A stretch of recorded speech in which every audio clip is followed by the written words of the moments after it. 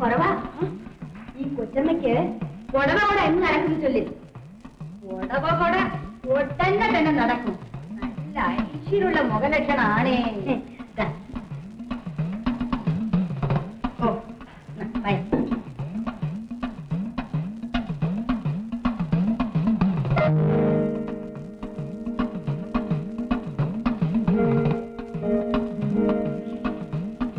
നല്ല ഐശ്വര്യമുള്ള മുഖമാണ്. മുഖം നോക്കി ഫലം പറയട്ടെ തമ്പുരാ. ഓഹോ, നോക്കി കുറവാ കരി കുറവാ. കണ്ണപ്പുണ്ണി തമ്പുരാന്റെ ഫലം നീ പറഞ്ഞതോളം മതി. ഇതിനേക്കാൾ പ്രസിദ്ധ ജ്യോത്സ്യന്മാര് പണ്ട് ഫലം പറഞ്ഞതിന്റെ സുഖവും ദുഃഖവും ഇപ്പൊ അത് അനുഭവിച്ചുകൊണ്ടിരിക്കുന്നതേ ഉള്ളൂ. നീ പോ. അയ്യോ തമ്പുരാക്കന്മാരെ, കാടും മലയും കടന്നു വേണം കുടിയിലെത്താൻ. നേരം ഇരുട്ടിപ്പോയി. ഞങ്ങള് ആ പൈത്വയത്തിനൊന്ന് കിടന്നോട്ടെ. ശരി, അവിടെ എവിടെയെങ്കിലും പോയി കിടന്നോളൂ.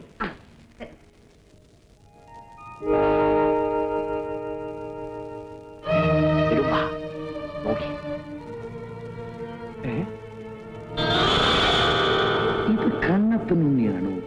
ഇത് ദുർഗാദാസനല്ലേ? ശരിയാണ് ചന്ദ്ര, അതേ ലക്ഷണം. ഇതിലെന്തോ ചതിയുണ്ട്. കണ്ണപ്പനുണ്ണിയും ദുർഗാദാസും ഒരാൾ തന്നെ. മാളോരം മയക്കാനുള്ള കപട വിദ്യ. ചതിയല്ല. ഇന്ന് രാത്രി നമുക്ക് എങ്ങനെങ്കിലും ഈ കുടിയിൽ അന്തി ഉറങ്ങാം. നേരും നെറിയേടും അറിഞ്ഞിട്ട് അവന്റെ തല കൊയ്തെടുക്കണം. പിന്നീട് നേരെ പെൺമണിക്കോട്ടയ്ക്ക് പടനയിക്കും. ചതിക്ക് ചതി.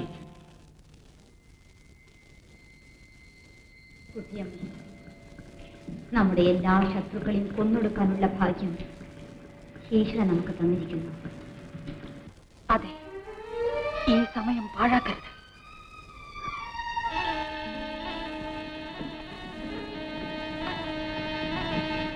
ഈ കരിമൂർഖന്റെ വിഷം കയറി ആൺതരികളെല്ലാം പിടഞ്ഞു മരിക്കണം. പെൺമണിക്കോട്ട പിടിക്കാൻ തുണയ്ക്ക് വന്നിരിക്കുന്നു ചതിയൻ ചന്തു. അതിന് തുണയ്ക്ക് പോകാൻ നിൽക്കുന്ന കണ്ണപ്പനുണ്ണി എന്റെ ആജന്മ ശത്രു.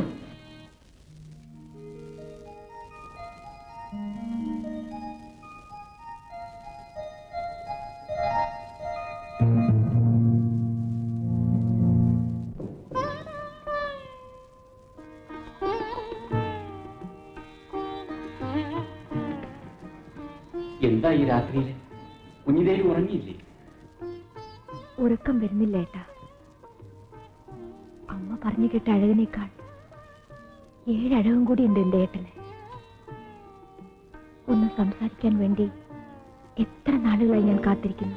പുടവ കൊടുക്കുന്നതിന് മുമ്പ് അന്യപുരുഷന്റെ അറയിലെത്തുന്നത് നല്ലതാണ്.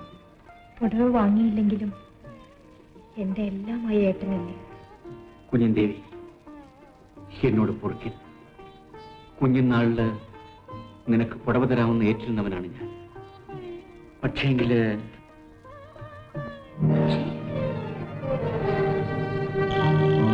വിധി എങ്ങനെയായി പോയി.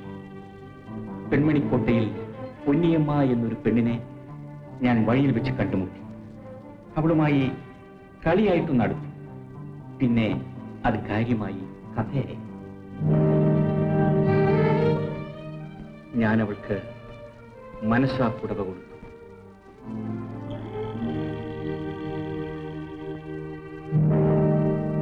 നീ കരയരുത്. നിനക്ക് മാത്രമേ എന്നെ രക്ഷിക്കാൻ കഴിയൂ. ഇത്രയും നാൾ എന്തിനെന്നെ മോഹിപ്പിച്ചു? മനം കൊടുത്ത പെണ്ണിനെ മറന്ന് ഞാൻ മറ്റൊന്നും ചെയ്യില്ല. പൊന്നിയമ്മയ്ക്കല്ലാതെ മറ്റൊരു പെണ്ണിനും ഞാൻ പുടവ കൊടുക്കില്ല. ഇത് സത്യം.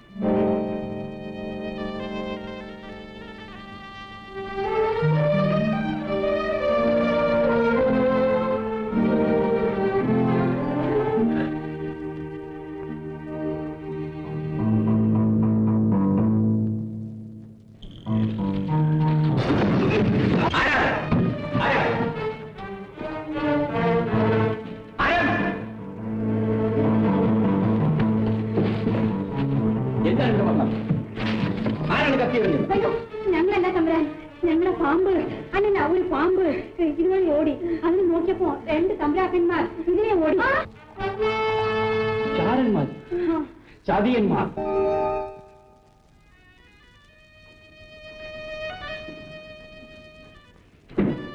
കുഞ്ഞിദേവി, നീ കയറി അങ്ങ് അഹങ്കരിച്ചാലുണ്ടല്ലോ. പറഞ്ഞില്ലെന്ന് വേണ്ട. നീ എന്തിനാ ഇപ്പൊ വീട്ടിൽ പോകുന്നത്? കാര്യം പറയും.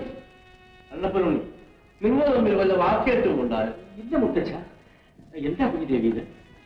എനിക്ക് ചേട്ടനെ ഇഷ്ടമല്ല. ചേട്ടന്റെ കയ്യിൽ നിന്ന് ഒരിക്കലും ഞാൻ പിടവ് വാങ്ങില്ല. നീ എന്ത് പറഞ്ഞു? എന്റെ പൊന്നു മോനെ നിനക്ക് ഇഷ്ടമില്ലെന്നോ? വേണ്ട, എന്റെ മോന് 100 പെണ്ണിനെ കിട്ടും. നേരും നിറയുമില്ലാത്തവൾ. 5ാം വയസ്സിലെ കൃഷ്ണകല്യാണവും നടത്തി പുടമുറിയും തന്ന് പറഞ്ഞുറപ്പിച്ചവരെ ഒരു രാവ് 2 കൊടുത്തപ്പോൾ ഇഷ്ടമില്ലെന്ന് വന്നോ?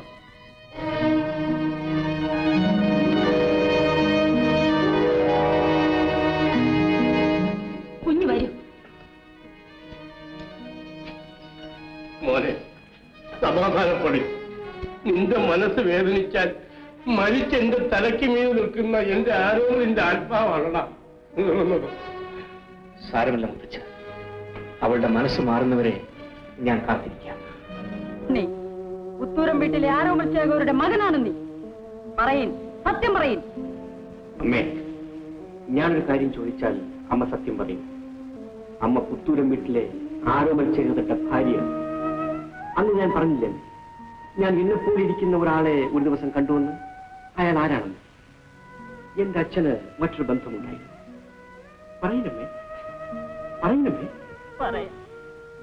പറയാം പോലെ മലനാട്ടിലെ ആൺതളകളെ തോൽപ്പിക്കാൻ കച്ചകെട്ടി ഇറങ്ങിയ പൊന്നിയെ ഒരു പാഠം പഠിപ്പിച്ചടങ്ങൂ.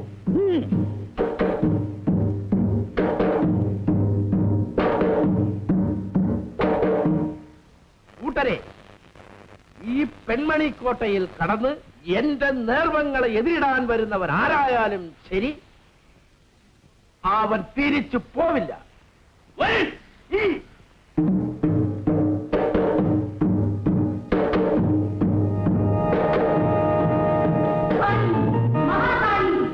നേരും നെറിയുമില്ലാത്ത കയ്യന്മാരിതാ പടയ്ക്ക് വരുന്നു. ആ ദുഷ്ടന്മാരോട് പൊരുതാൻ ശക്തി തരൂ ദേവി, ശക്തി തരൂ.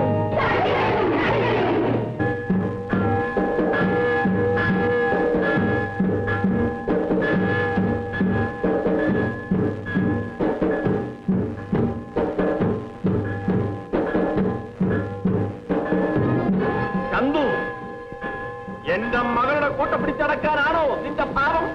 എങ്കിൽ എന്റെ സമത്തിൽ ചവിട്ടി മാത്രമേ നിനക്കകത്ത് കിടക്കാൻ സാധിക്കുകയുള്ളൂ. കോട്ട മാത്രമല്ല, നിന്റെ മകൾ പൊന്നിയെയും പിടിച്ചുകൊണ്ടേ ചന്തു മടങ്ങും. എന്നെയും പറഞ്ഞുവിടും, എന്നെയും പറഞ്ഞുവിടും.